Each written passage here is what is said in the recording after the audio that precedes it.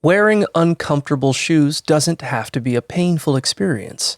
There are several tips and tricks to make your shoes more bearable, even if some are beyond complete repair. To prevent blisters, chafing, and cutting, consider using moleskin, anti-friction sticks, or antiperspirant. For overall foot comfort and to prevent movement within the shoe, insoles, ball of foot cushions, silicone gel dots, adhesive foam tape, silicone heel cups, and arch supporting insoles can be beneficial. If high heels cause scrunched toes, a shoe cobbler may be able to trim the heel.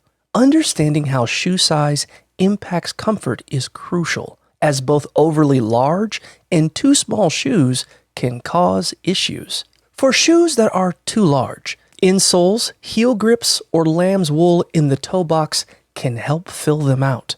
To stretch shoes, particularly those made of leather or suede, shoe trees or shoe stretchers can be effective tools. Test out some of these tips to make your uncomfortable shoes more bearable.